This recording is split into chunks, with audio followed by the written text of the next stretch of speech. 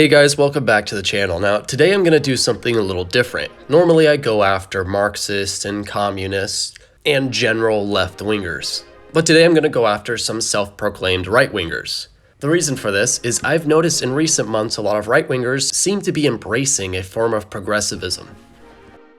There is a fundamental rejection of true traditionalism, ethics, philosophy, and property rights, and a full embracing of Marxist metaphysics and historicism. So for today's example, I'm going to be going over a video from the KGB show.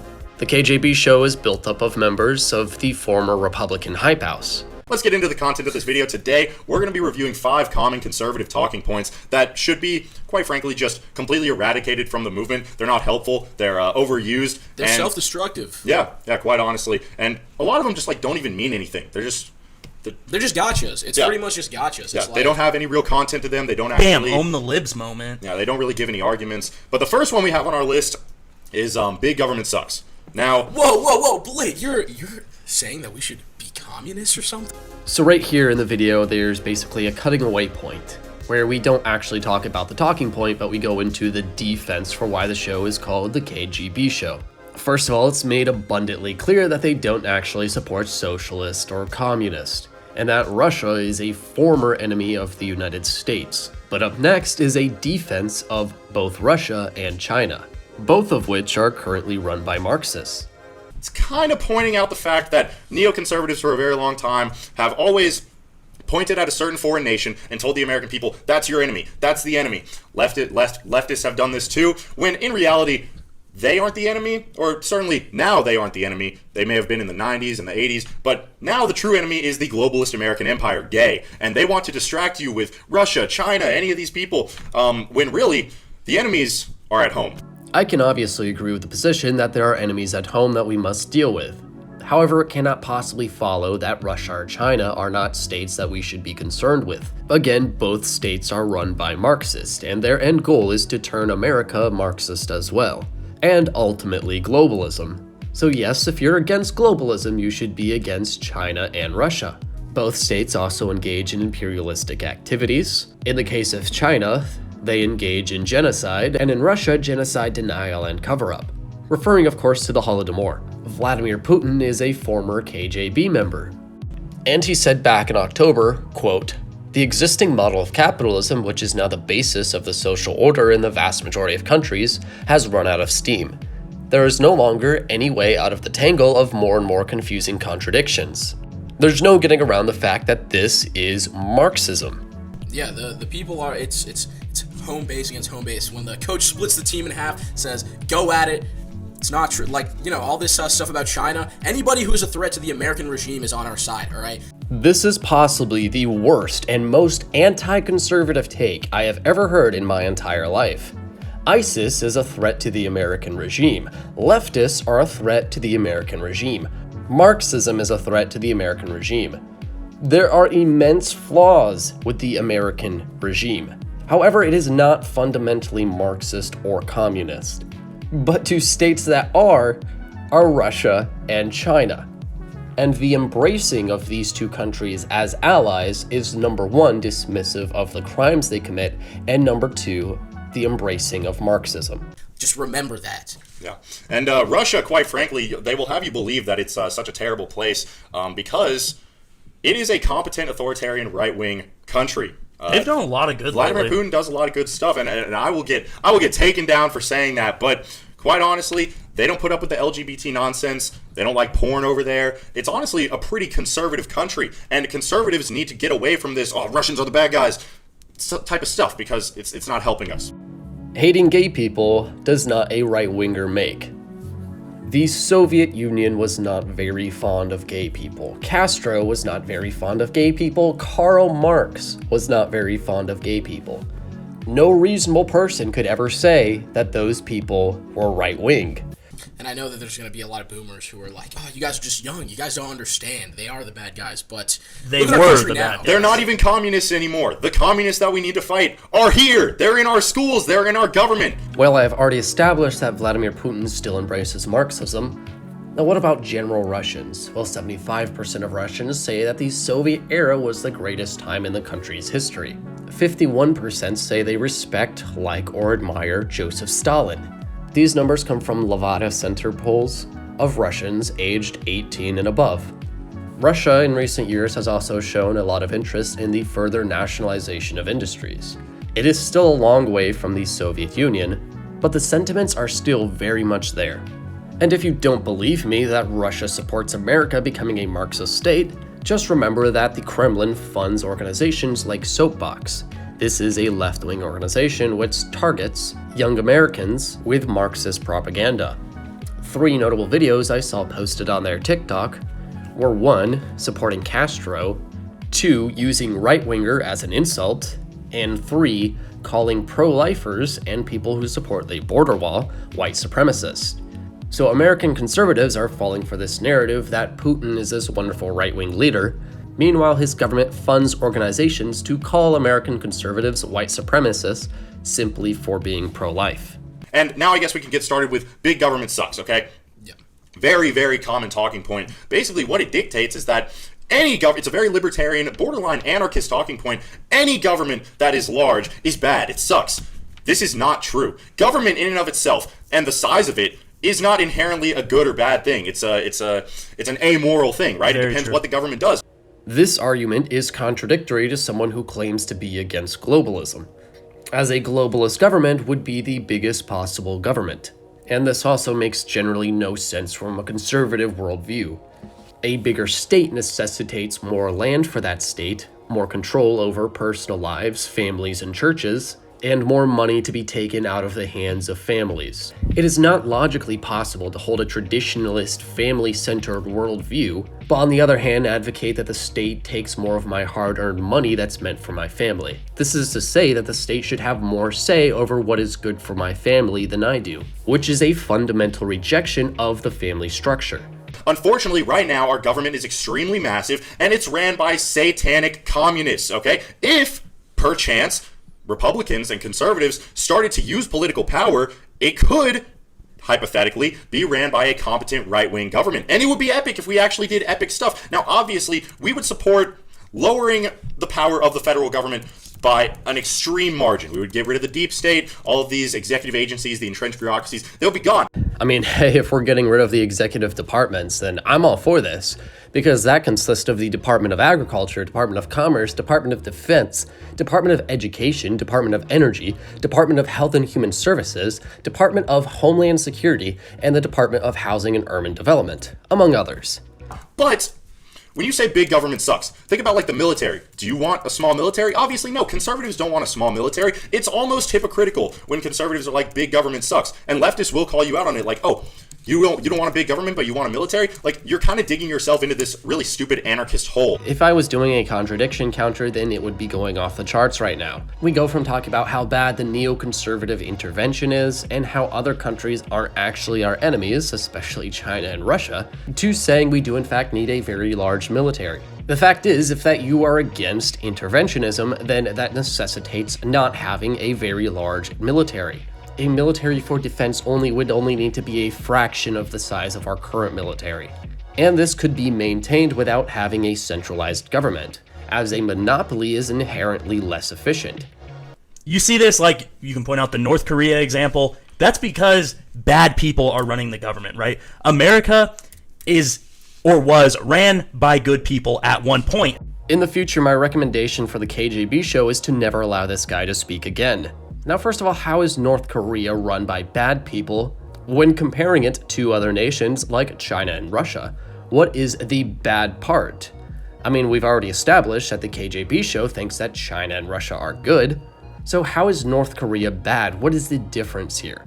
And another question I must throw out there is, when was America run by good people? Was it FDR? Was it Lyndon B. Johnson? Was it Richard Nixon? Which good people ran America? And that's why the size of the government, and people talk about how like the government has like grown exponentially and all this stuff. No, it's just we have a lot more people now. So like per capita, it's about the same as it always was. I mean, yeah. I mean, there's different parts of the government now. It's like, oh, Well, they yeah, have different there's more powers stuff. now. It's because times change, right? And a lot of that new stuff, honestly, I could agree with you. It's stupid, right? Like, we just shouldn't have it. And some of these people in office, we just shouldn't have. They just shouldn't be there. They should quite honestly be jailed. So yeah, you can tell by Gabe's quick save that my point about Clo not speaking is very valid. The claim that the US government has stayed the same size throughout time is quite possibly the dumbest claim I have ever heard in my entire life. And actually I have the feeling I'm gonna say that a lot more in this video, because apparently they always have to one-up themselves. But anyways, in several charts I will demonstrate how the government has grown exponentially in the US over time. I also made a video about this relatively recently, so I suggest you check that one out for a more in-depth view. I'm trying to. The conservative ideology is You have the moral obligation to do those things. The conservative ideology is not inherently small government. Think about it. Do you want all drugs to be legal? Now, look, the libertarians are going to be coming. Yes. But do you want all drugs to be legal? Do you want prostitution to be legal? Do you want cops? Do you want to defund the police? That's very small government, if you ask me. That's not big government at all. I think the most obvious issue here is this is coming from individuals who engage in the consumption of alcohol and weed. This is simply a major contradiction that you cannot justify. The legalization of drugs is not the support for the use of drugs, and in fact can result in less drug use. The major issue of anti-drug laws and prohibitions is that it creates criminal cartels. This ultimately leads to more crime and higher concentration of the drugs being sold on the black market. Higher concentration of drugs happen because it's easier to smuggle a smaller amount. So drug dealers naturally would want to cram as much of the drug into as small a package as possible. This leads to more addiction, overdoses, and death. There's also the issue of some people being too scared to get help with their addictions for fear of being arrested. For nearly 8 decades, the government has attempted to prevent American citizens from using one or more illicit substances. By the 1980s, the government's efforts had become truly draconian. More than 1 million drug arrests annually, minimum drug sentences that exceed the average punishment for murderers and rapists, increasing numbers of wiretaps, property confiscations, and home evictions based on mere suspicion of drug use. More and more warrantless searches as part of the constantly expanding drug exception of the Fourth Amendment. Growing involvements of the Central Intelligence Agency, Department of Defense, National Guard, citywide curfews, and the proposals for everything from shooting down unidentified planes at the border to declaring martial law.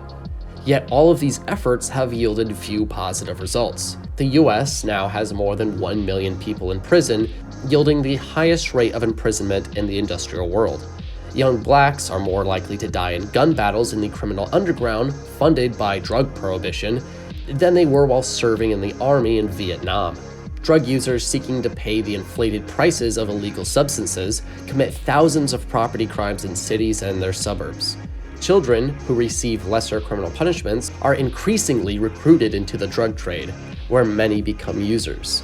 Moreover, the law appears to have stopped few people from trying illicit substances.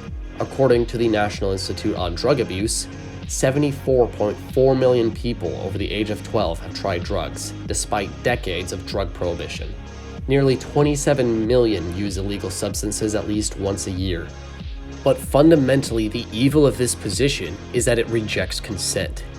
It rejects the individual's ownership over themselves and says instead you are owned by society. What goes into your body is to be determined by society, determined arbitrarily by the government. This is a path to justifying rape and slavery. And while we're on the topic of consent, the state itself is fundamentally non-consensual. Every action that the state takes is coercive. Legislation is passed to compel changes in behavior. Tax legislation is passed to confiscate the income of peacefully acting individuals in excess of what they would otherwise voluntarily give to the state. Regulatory legislation is passed to force peacefully acting individuals to take or refrain from taking actions with their bodies or private property, contrary to how they would otherwise act. Failure to comply with legislation and with the armed agents of the state who seek to enforce such legislation results in being locked up in a brutal cage, aka prison, for a number of years as decided by the state. It may also result in the state confiscating some or all of your private property. If you physically resist the state's agents on the grounds of self-defense, these well-armed agents may physically injure you or in the worst case, kill you. It is impossible to deny that legislation is coercive. If it is not coercive, how does one explain the violent penalties for non-compliance?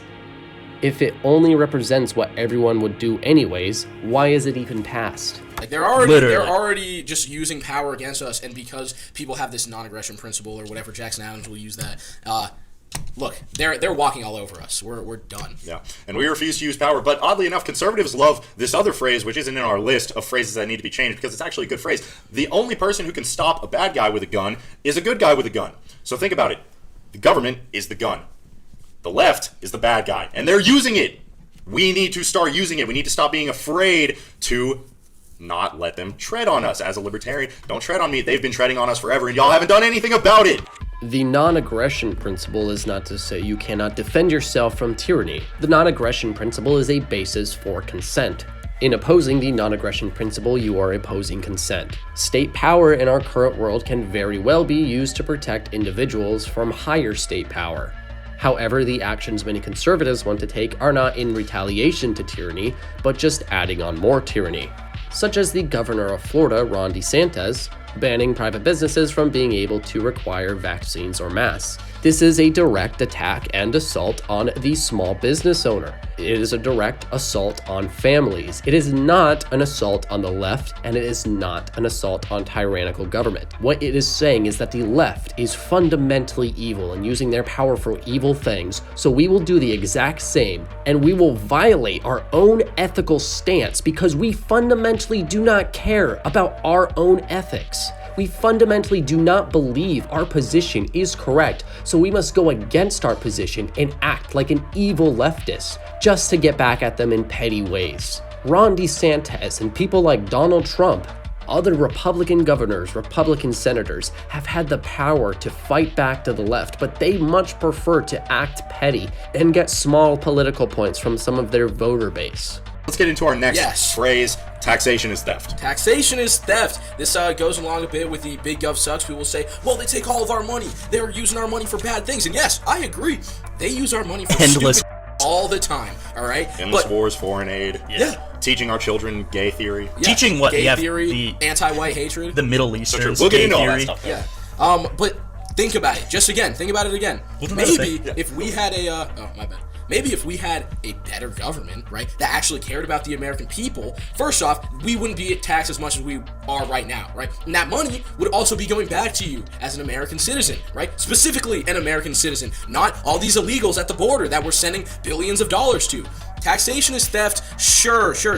They're taking money from you unconsensually or whatever the ANCAPs will say or the libertarians, but that money will go back to you and you're using it. Use public roads, use these things, and they'll have stupid arguments. It's like, oh, but technically this, that's not how the world works, buddy. Here we have yet more contradictions and fallacies. They say that under their system, taxation would decrease, yet moments ago they argued that it doesn't matter how big the state is. A bigger state necessitates more taxation, and an infinitely big state would require a tax rate of 100%. As Hans Hermann Hoppe once said, quote, taxation is not just a punishment of consumption without any effect on productive efforts, it is also an assault on production as the only means of providing for and possibly increasing future income and consumption expenditure.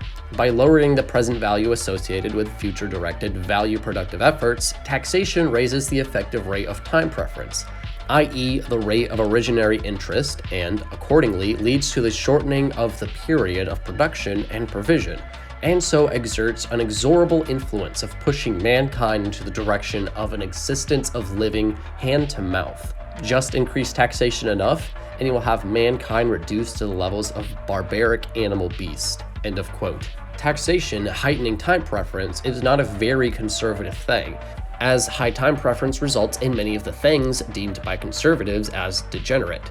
Drug use is a high time preference action. Engaging in prostitution is a high time preference action. Consumerism is high time preference. So if your entire political position inherently raises time preference, how can that possibly be conservative? But I digress. In this video, they didn't actually give an argument as to why taxation isn't theft. In order to do this, they would have to concede to the liberal social contract theory, which again isn't very conservative, as their own friends like John Doyle accuse liberalism of being Satanism. They said stuff like, the money comes back to you. Well, why must I give my money away in the first place if it's just going to come back to me? The argument essentially turns into a certain group of people, i.e. the state, can better choose what my money should be used for, because apparently self-governance does not work. I cannot choose for myself. So I must go to other people who apparently can't choose for themselves so they can decide what I can't choose. But apparently those people can choose for themselves. So who decided that? More people who can't choose for themselves? This becomes an infinite recursion. If people are not capable of choosing what to do with their own money or property, why is there a certain arbitrary exception to this? Yeah, and look, like Hayden said, incentivize good things, all right? Incentivize people getting married. Decentivize people getting divorced, having all right? tons of Maybe babies. tax people more for getting divorced. Give people more money for having more babies, all right? And staying together, right? Yeah. 2-parent households. Look, if you incentivize good things, right, with money, you can buy anything, all right? Quite literally, you can buy anything. Now, obviously, there are certain actions that we would like to see people take. We would like to see people act more morally and act in their own best interest, and really in the best interest of society. However, this idea of using tax incentives to make people have more babies is really, really bad. Tax incentives against divorce. A lot of conservatives really miss this. The issue is not divorces, the issue is the people getting together in the first place who should not be together. Divorce can actually be a very useful tool to get people out of really bad situations. The goal should be for them to not get in those situations in the first place. If we have a better overall economic position, then people would naturally have more kids, and they might less often marry bad people. If family is truly that important, why incentivize family through money? Family should be something someone wants and seeks out. We should not have a bunch of kids running around who only exist for their parents' financial gain. That is honestly disgusting. Those kids should exist because their parents love them and because they made the decision to have kids, because it is a good and wonderful thing. Probably one of the biggest talking points I've heard, facts don't care about your feelings. Ben And- Shapiro coined this one. Yeah. And hey, we all love Ben Shapiro. We love Ben Shapiro. And I think this is a big problem because this phrase might quite honestly be the reason why we have lost. It's because we don't appeal enough to people's feelings, right? We're real human beings. You guys are all real human beings. Everyone in America, besides the NPCs, there's a lot of them. Yeah. But everyone's real human beings. Everyone But those has NPCs feelings. are even more influenced by their emotions. Very These true. People, and we need to target the NPCs because they are voters. Unfortunately, they can vote, so we need to go after them. And people are far more influenced by their emotion than by facts. You're not going to sit there and read off gun facts and be effective. No, the left uses children who were victims of a school shooting, put them right up on a stage, have them give a sad speech. That pulls at people's heartstrings. Yeah. While I don't really like using the term facts don't care about your feelings from Ben Shapiro, this entire argument is really misguided. No, the left did not take over through using emotional manipulation. While obviously they do that, the main thing they've done is take over the intellectual spaces of America. The people who have most strongly hit the left in the past, like Ludwig von Mises, did it through intellectual means, not through emotional manipulation. There is a reason the left wants to silence people like Jordan Peterson and Ben Shapiro. It's because they're intellectuals who make strong arguments that many people find convincing. Now, I don't think these two are the absolute top intellectuals we should be listening to, but clearly they take more intellectual positions which are very effective. Even Steven Crowder does his things like the Change My Mind segments, where he at least attempts to use actual statistics and stuff like that. And this is why some people find him very convincing. This complete rejection of intellectualism and debate is why the right is being hit so hard. The popular people are not the ones who are appealing to emotion. It is the ones who are appealing, at least to some extent, to intellectualism. We should be intellectually destroying the left. We should be showing them empirically that their ideas do not work. We should be publicly debating them, not only debating them, but absolutely destroying them. These things are absolutely effective. We don't have to engage in emotional manipulation just because the left does it. Anyways, guys, I'm going to wrap things up now. I was not planning on this video being this long, but whatever. This was really a test to see what the reception would be for me critiquing other right-wingers. And of course I wanted to expose this whole psyop of communist and Marxist infiltrating the right wing. I'll be making more similar videos to this, except going much more in depth, especially into economics and philosophy. The next video will be about John Doyle specifically. So until then, definitely check out my Patreon. I am more than 10% to my goal on there. I'm trying to move to doing political content full-time. I'm now working with Students for Liberty, and I might be working for the Mises Institute soon, so that's just fantastic. I also am doing a fundraiser for my trip to America Fest. That is one of the largest right-wing events of the year, put together by Turning Point USA. The ticket to get out there is $400, and I'm also purchasing a bunch of books, some of which I have already purchased. I have copies of Economics in One Lesson and several copies of Anatomy of the State, and Busting Myths About the State and the Libertarian Alternative, and I will be giving those out to people that I speak to. I've had great success in speaking to conservatives about libertarianism at events like this, and I think it will go fantastically. And I'm already at over 1/5 of my goal on that fundraiser, so that's just amazing. But anyways, I will see you guys in the next video. You have a great day.